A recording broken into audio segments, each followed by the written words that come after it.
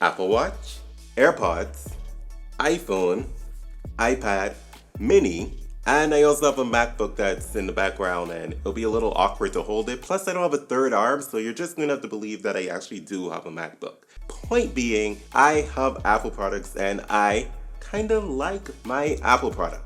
And what I like most about Apple products is the seamless ecosystem that Apple products have. I like that I can start writing a note on my iPhone and then continue writing that note on my MacBook, or I like that while I'm using my MacBook, I don't have to be worried that my iPhone isn't by my side because I will get all of my phone calls and all of my iMessages, and sorry to Android users, your text messages won't be delivered to my MacBook, so when I'm busy, you just have to wait. This creates a unique experience that I personally haven't had with any other brand, and the Apple Card actually builds upon this experience. The Apple Card has received a huge amount of criticism from many of my fellow credit card YouTubers, and I must admit that I almost hopped onto that bandwagon as well. And to be perfectly honest, they aren't completely wrong about the harsh criticism they've shown toward the Apple Card. What I will say is that I find the methodology used to criticize the Apple Card to be a little bit flawed. When I watched the majority of those videos and listened to the nature of the complaints about the Apple Card,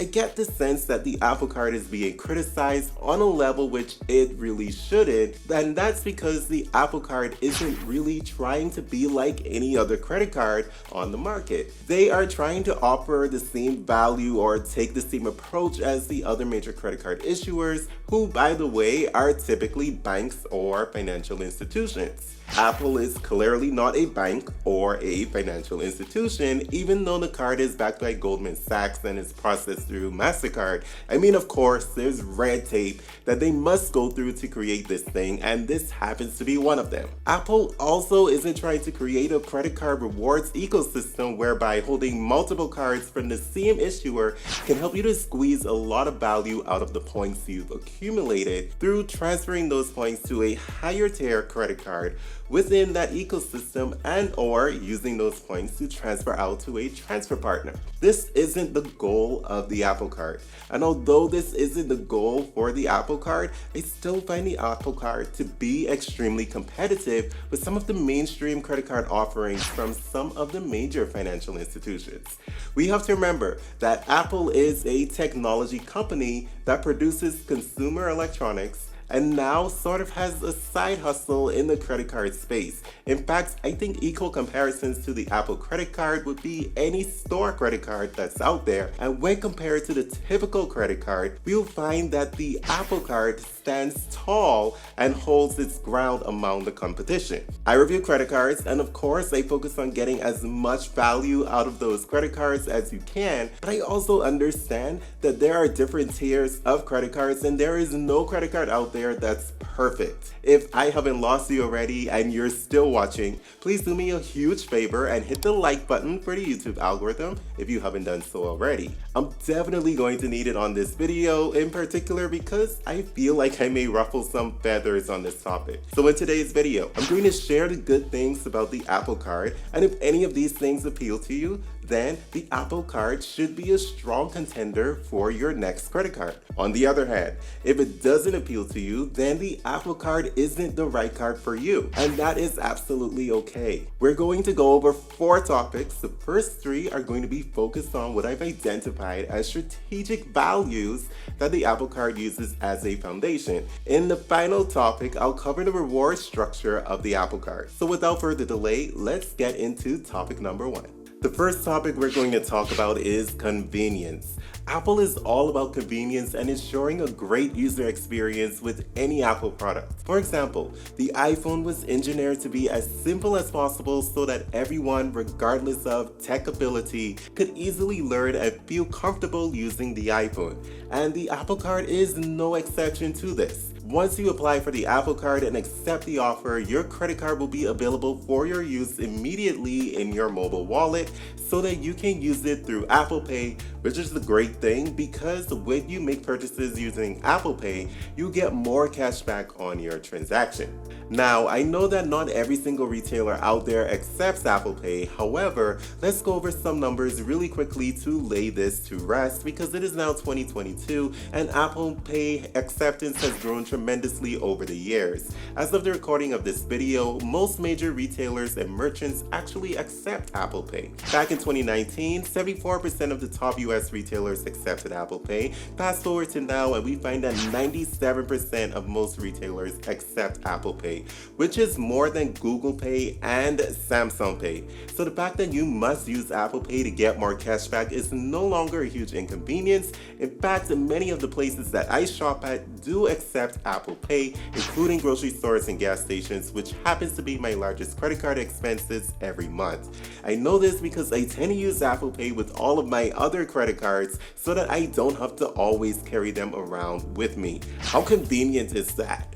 Another note on convenience is just the simplicity involved with activating the physical card when you receive it in the mail.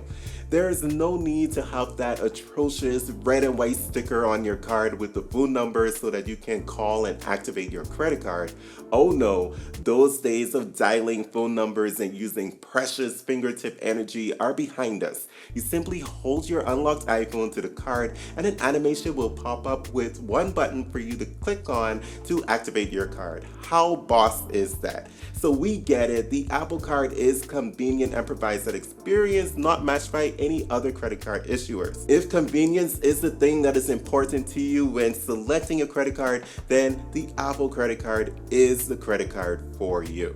If you're still watching and you've made it this far, if you haven't hit that like button as yet, go ahead, hit that like button for me, consider subscribing to the channel, and hit that notification bell. Without further delay, let's get back to the video. The next topic we have is technology. The card itself is a piece of technology. Now, of course, every credit card out there is indeed a piece of technology, but the Apple Card takes it a little bit further. When we take a look at the physical card, you quickly notice that something is missing, and that something is there aren't any numbers on the physical card. And this was done intentionally, obviously. One reason is it helps the Apple Card to maintain a really sleek aesthetic and is consistent with Apple's branding because most of their products only have the iconic Apple logo and any other text is usually really small and ambiguous, so the Apple Card carries on the minimalistic but sleek appearance just like all of their consumer products. The next reason the card does not have any numbers on it is tied back to the technology aspect of the Apple Card. This is an extra security measure to make it more difficult to steal your credit card numbers, but don't fret, you can view your virtual card numbers through your Apple device by navigating to the Wallet app. In addition to this, if you do have the unfortunate experience of having your Apple Card numbers stolen by an unauthorized user, this is where the Apple Card shines above all other credit cards. You can simply request a new credit card number at any time through the Wallet app and continue using your card like nothing ever happened, all because there aren't any numbers on the physical card. With a traditional credit card, the card would have to be canceled and a new one with new numbers would need to be mailed out to you, which can take a week or more, and you'd better hope you weren't in the middle of making big purchases because now you'd be delayed all of a sudden. All of this comes full circle with what I personally feel to be the premise of the Apple Card, and that is to get Apple users accustomed to using Apple Pay to add an extra level of security to their transactions and also give them a sleek looking physical card that they're hardly ever going to take out of their wallet to use. Alright, let's move on to the next topic. Apple seems to keep trust and transparency at the forefront of the Apple Card. I'll go out and say that these are the core values of the credit card. To start, you can apply for the Apple Card and see whether or not you qualify and what your credit line would be, all without having to worry about a hard pull on your credit report. This is great for people who are working on their credit and aren't sure whether or not they'll be approved. It's better to know that you won't be approved for the credit card without suffering the consequences of a hard inquiry because you took a gamble, received a hard inquiry, and still ended up not being able to get the new credit card. And that's just the start. Let's talk about fees. There aren't any fees associated with this credit card. And I'm not sure if you heard me, so let me say it again. There aren't any fees whatsoever associated with this card. No late fees, no annual fees, no over the limit fees, no foreign transaction fees, no fees ever. Just this stance alone shows that Apple didn't create the Apple Card to place a burden upon you if, for example, you run into a situation where you can't make your minimum payments on time. Apple wants you to pay on time, and your credit score will thank you if you do pay on time. They won't use your late payment as an opportunity to make more money off of you, unlike the majority of credit card issuers in the market. And one more thing on trust and transparency, even if you are declined for the Apple Card, Apple is still going to work with you and provide a path to approval for you. Apple states that they've worked with Goldman Sachs to design a program that delivers personalized steps to improve your access to your credit score. Every month, you receive emails to help you track your progress, and once you meet the goal set for you in the program, you'll be invited to reapply for the Apple Card. I don't know of any other credit card issuer that's willing to go that far to help you to be able to be approved for their credit card. Now you may be saying, but CJ, that's because Apple wants your business, so of course they're willing to do anything to get it. And I'll respond by asking, doesn't every credit card issuer need our business? And this isn't even everything that Apple does to build trust and transparency, but I'm pressed for time on this video, so we'll have to move on to the next and final topic. The rewards category. This is a category that's received the most criticism from credit card reviewers like myself. At the very base level, you get 1% cash back on all purchases if you choose to use the physical card, and that is what the majority of people have a huge problem with. And I get it. I know that for those of us who love credit cards like I do, we want to be able to show off that new shiny credit card. We want to be able to show our friends that this new sleek credit card that we have is made from titanium, and we want to tap it on tables so people can be impressed that we have a metal credit card. Can I let you in on a little secret? Come a little closer for this one. The average person doesn't actually care, and they typically aren't aware either. Yes, it sucks that you have a sleek looking credit card that's best kept in your wallet, but I think that being encouraged to keep the physical card stored away somewhere safe at home is a really good trade-off, and essentially your Apple Card will become a base 2% cashback card when you use Apple Pay for your transactions. Remember what I said earlier, 97% of major retailers do accept Apple Pay, so this is going to be easier than you may think.